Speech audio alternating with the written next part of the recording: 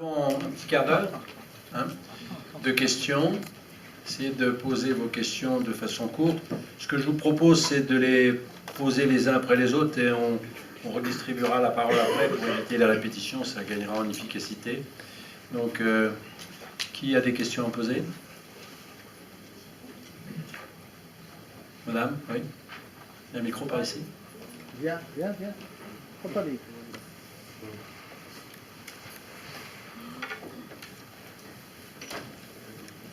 Bonjour, Zéna Jamal, je suis journaliste pour une télévision arabe internationale, Al-Alam TV.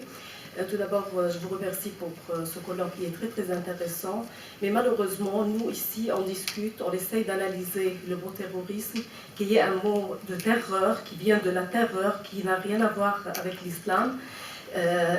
L'islam, et moi en fait ici j'appelle les médias, je lance un appel aux médias français et je les remercie d'avoir compte de ce message, de ne plus utiliser le mot islamisme et le mot djihadisme surtout, parce que le mot djihad c'est un terme noble dans le Coran, c'est la lutte contre l'injustice. Et c'est ça le message de l'imam Hussein dont il a parlé M. Frédéric Pichon, que malheureusement beaucoup de gens ignorent. Et c'est un message en fait pour lutter contre l'injustice et contre le mal. J'aimerais bien signaler en fait dans tout ce discours, qui est très intéressant bien sûr, il y a aussi une image qui est effacée, que je n'ai pas vue dans ce discours, qui est l'image de la femme. Et c'est la femme qui paye le plus dans ces actes terroristes. La femme en Syrie et en Irak, elle est abusée sexuellement. On fait le commerce maintenant avec la femme. Elle est abusée moralement. Il y a beaucoup de choses qui se passent contre la femme et contre les enfants. Et j'aimerais bien poser la question aux politiciens français. Avant Daesh, il y avait des décapitations, des milliers de décapitations en Syrie, des familles entières, des citoyens syriens, par Jabhat al-Nusra et par les armées, les groupes armés, que malheureusement la France et les pays occidentaux ont financé. Pourquoi l'Occident n'a pas bougé avant? Et j'aimerais bien en fait que bien sûr que ça c'est un avancement et des colloques comme ceux-ci, c'est avec ces colloques que je pense qu'on avance et l'opinion publique avance. Merci. Merci beaucoup, madame. D'autres questions? Oui, madame. Je vous remercie pour ces excellentes interventions. Alors le problème, c'est comme une des personnes intervenues l'a souligné, c'est qu'actuellement il n'y a pas de réponse radicale pour des questions de fond comme le communisme l'a porté. Je crois que ça a créé un vide et les jeunes, bon, tant qu'ils sont jeunes, ils ont besoin de s'investir et il faut de l'âge pour se calmer, comme on dit. Alors, il y a ce problème qui se pose d'une façon générale, et bon, l'islam radical semble les avoir attirés, mais le problème c'est que en Occident, il faut le reconnaître, il y a une islamophobie qui s'est créée, qui ne se limite pas aux extrêmes. Et ça crée un mal-être chez ces jeunes qui sont français, mais qui se sentent une catégorie de seconde zone, quel que soit leur milieu social. Et ça, c'est un véritable problème. Et si les hommes politiques n'agissent pas, et nous sommes à l'Assemblée nationale, et il y a des remarques quand même qui sont faites par certains députés, parfois, en off, mais qui s'entendent, mais je pense qu'il y a une responsabilité individuelle à tous les niveaux pour diminuer cette islamophobie. Je vous remercie. Merci. Oui. Un petit éclairage de moins d'une minute. Dabiq est également pour le califat une bataille très importante, parce que Sélim Ier, l'Ottoman, va battre les Mamelouks et va conquérir tout le Proche-Orient jusqu'en Afrique du Nord. Donc, Dabiq, là, c'est une renaissance du califat. C'est bien choisi. Pour ce qui est de Kerbela et de Hussein, évidemment, Mais n'oubliez pas pourquoi Raqqa fut la première capitale de ce calife. C'est qu'au sud de Raqqa, avant Hussein, Ali s'est battu. Et la steppe en face de Raqqa a été arrosée du sang de compagnons qui ont lutté pour une cause juste. Et là, je ne vous cache pas, l'Iran a érigé de grandes mosquées sur les 3 tombes de ses compagnons. Juste un petit éclat. Merci. Monsieur. D'autres remarques? Non? Des questions? Oui. Bonjour et merci aux intervenants pour leurs interventions. On a évoqué le fait que l'État islamique se finançait en partie par la vente de son pétrole. J'aimerais savoir quels sont les acheteurs de ce pétrole, qui sont-ils, et peut-il y avoir des mesures de rétorsion contre les acheteurs de ce pétrole? Attendez, on va couper des questions. Allez, encore une question, puis on va essayer de faire une réponse. Madame, oui, vous souhaitez intervenir?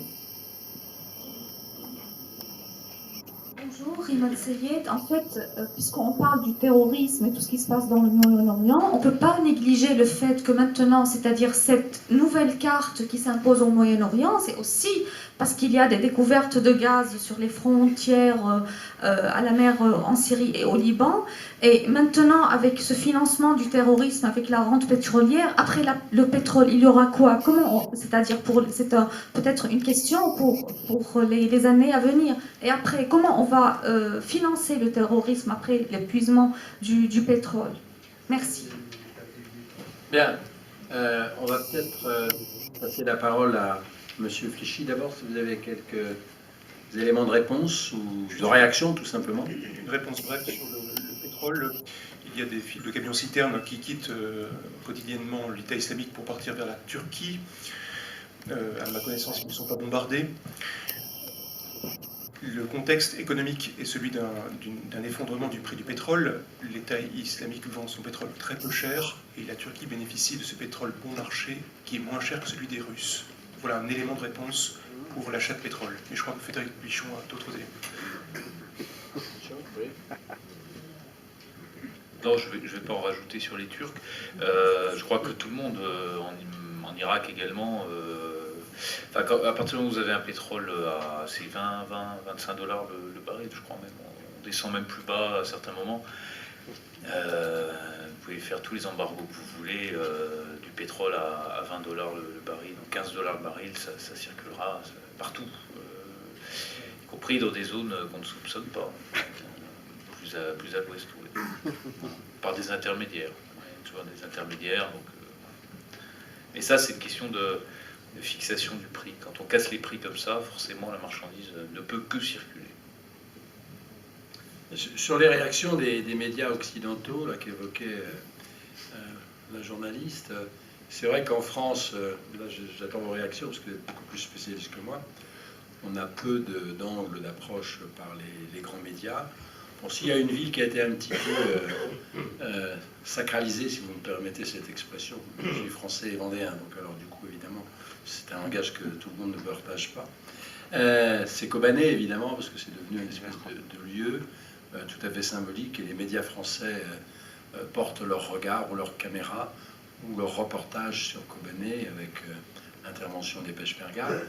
Mais c'est vrai que le reste du conflit est très très peu couvert et en tout cas pas avec tous les enjeux sous-jacents qui le marquent. Comment vous expliquez ça, vous les spécialistes qui devaient donc trouver des sources propres plutôt que celles des journalistes? Le conflit syrien ou le conflit Je parle en l'occurrence du Syrien. Oui, dès les débuts, il y avait quand même un gros problème de source pour les rédactions, même si en fait il y avait pas mal de moyens de... D'abord, il y a des gens qui se rendaient sur place mais qui ne voyaient rien. Donc là aussi, la question du terrain, toujours, j'étais sur le terrain, dire j'étais sur le terrain. Il y a des tas de gens qui sont allés sur le terrain qui n'ont rien vu.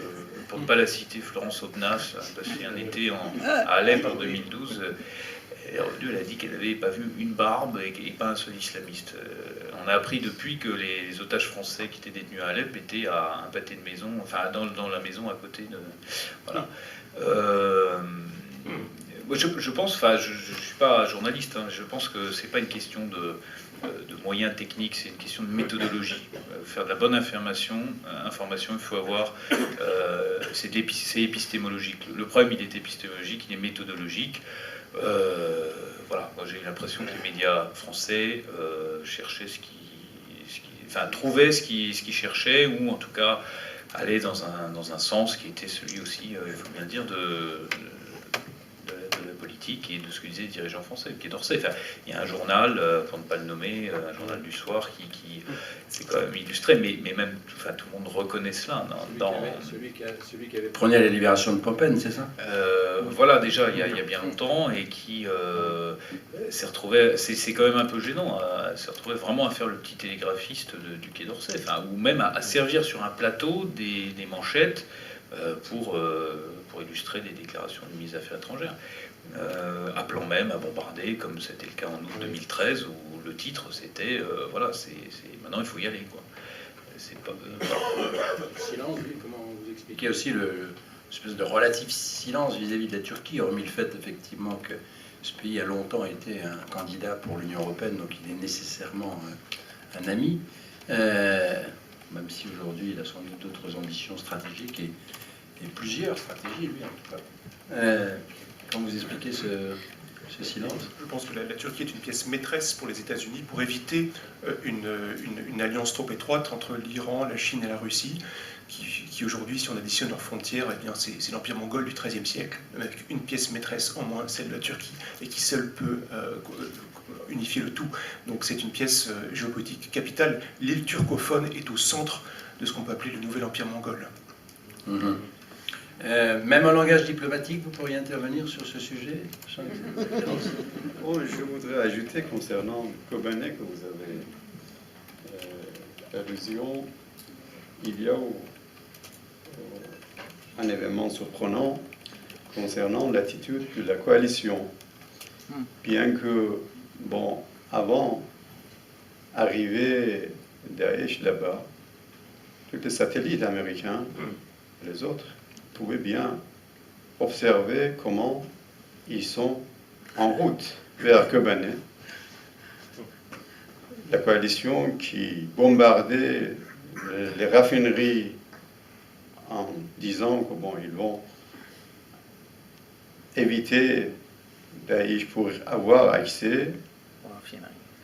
Ils n'ont aucune réaction à propos de ce mouvement vers Kobané, qui était vraiment surprenant et a mis beaucoup de questions concernant la bonne volonté de la coalition et leur sériosité, leur sérieux et leur efficacité concernant la lutte contre Daesh, qu'il faut y réfléchir. Et en plus, il y en a certains membres de cette coalition qui sont les créateurs de Daesh, qui étaient derrière. Et donc, concernant le financement et aussi l'appui politique, etc. Et vous croyez que c'est parce que quelques médias ont mis leurs caméras sur Kobané qu'il y a eu ces frappes?